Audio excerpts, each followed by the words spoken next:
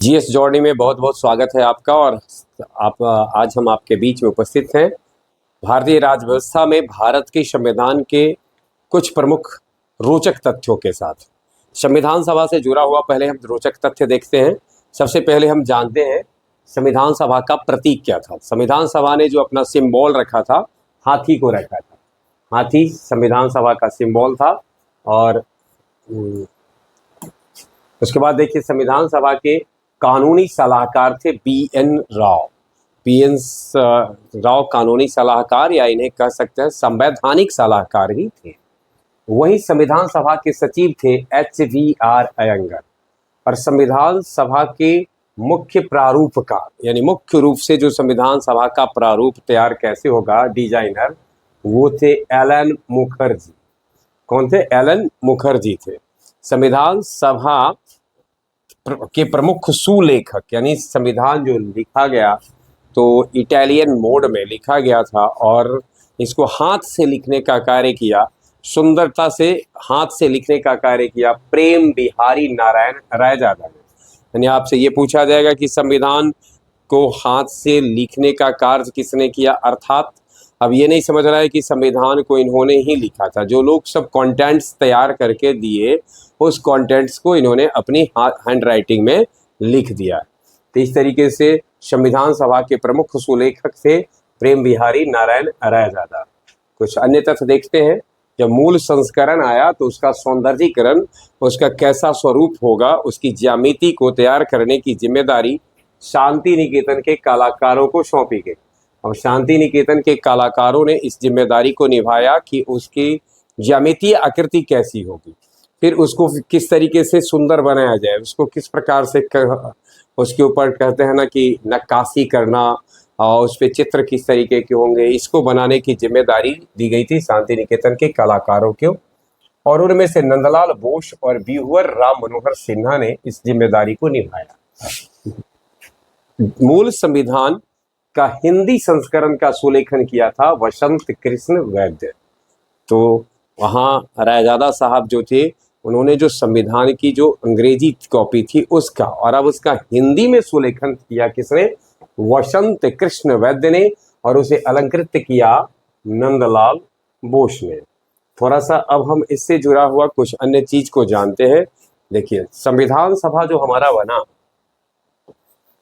यानी संविधान के निर्माण में, देखिए संविधान के निर्माण में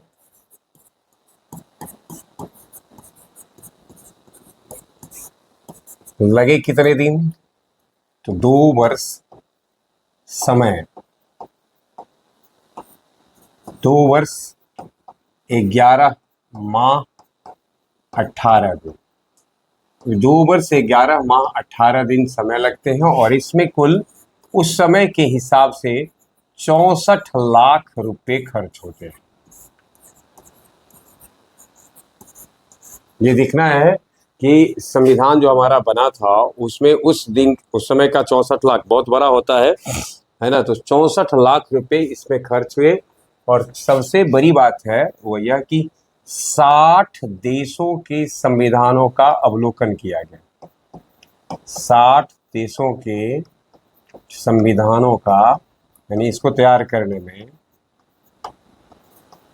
60 देशों के संविधानों का अवलोकन किया गया।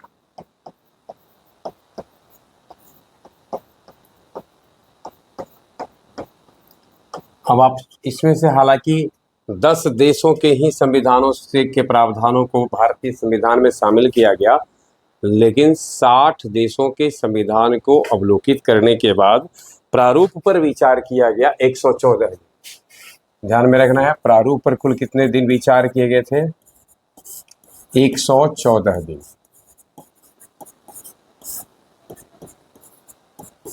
114 दिन प्रारूप पर विचार किए गए थे।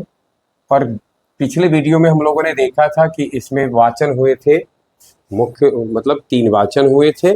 और इसमें बैठक कुल हुई थी 12। कितने बैठक हुए हैं? 12। अब इन बैठक में से 12 जो कुल बैठक थे, उनमें से 11 जो थे संविधान के निर्माण से जुड़े थे, यानी 11 बैठक संविधान के निर्माण से, संविधान के निर्माण से, और एक बैठक जो है वह था वो था राष्ट्रपति के निर्वाचन से, कि राष्ट्रपति की नियुक्ति से, यानी राष्ट्रपति की नियुक्ति के लिए हुआ। तो थोड़ा सा और हम नजर डालते हैं ये 12 बैठक के ऊपर, जो हमने कहा कि इसकी जो 11 सत्र हुआ, 12वां को छोड़ दिया जाए तो जो 11 सत्र या 11 बैठक हुए, उसमें पहला 9 से 13 दिसंबर को था, दूसरा 20 से 25 जनवरी 1947 को था, और फिर तीसरा 28 अप्रैल से 2 मई 1947 के लिए था, चौथा 14 से 31 जुलाई 1947 के लिए था, पांचवा था 14 से 30 अगस्त 1947, छठा 27 जनवरी 1948, सातवां था 4 नवंबर 1948 से 8 जनवरी 1949, आठवां 16 मई से 16 जून 1949, उसके बाद 30 जुलाई से 18 सितंबर 1949 था 9वां, 6 से 17 अक्टूबर 1949 तक था 10वां, और 14 से 26 नवंबर 1949 को था 11वां, और 24 जनवरी 1950 को हुआ 12वां। 12वीं बैठक कब हुई? 24 जनवरी 1950 को। थोड़ा सा इस दौरान जो संविधान सभा ने कुछ कार्य भी किए थे, तो उस कार्य को हम सबसे पहले कुछ कार्य देखते हैं। संविधान सभा के कार्य, संविधान सभा के कार्य, तो इसमें 22 जुलाई 1947, 22 जुलाई को हम लोग झंडा दिवस मनाते हैं। संविधान सभा ने झंडा को स्वीकारा था, यानी राष्ट्रीय झंडा को स्वीकृत किया, तिरंगा झंडा को स्वीकृत किया। उसके बाद देखिए कि राष्ट्रीय झंडा को स्वीकृत किया, और उसके बाद दूसरा कार्य जो कार्य किया गया वो था 1949 में। 1949 ईस्वी में भारत राष्ट्रमंडल की सदस्यता को स्वीकारा। अब ये सदस्यता को भी जो स्वीकारा गया, यह संविधान के द्वारा ही सदस्यता को स्वीकारा। तो अब उसके बाद देखिए 24 जनवरी 1950 ईस्वी, 24 जनवरी 1950 को 3 कार्य किए गए। 24 जनवरी 1950 को संविधान सभा ने 3 कार्य किए। राष्ट्रगान, राष्ट्रगीत और राष्ट्रपति, यानी राष्ट्रपति के रूप में डॉक्टर राजेंद्र प्रसाद को नियुक्त किया, है ना। अब राष्ट्रपति के रूप में समझ गए डॉक्टर राजेंद्र प्रसाद, राष्ट्रगान के रूप में जनगण मन,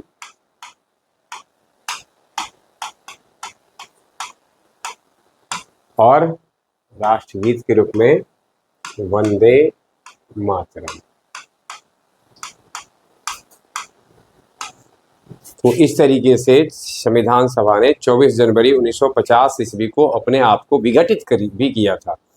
ध्यान होगा कि इसका जिक्र हमने किया था कि 24 जनवरी 1950 ईस्वी को संविधान सभा विघटित भी हो गई। तो संविधान सभा विघटित होने से पूर्व इन कार्यों को करने के पश्चात अपना जो विघटन था उस प्रक्रिया को पूरा किया।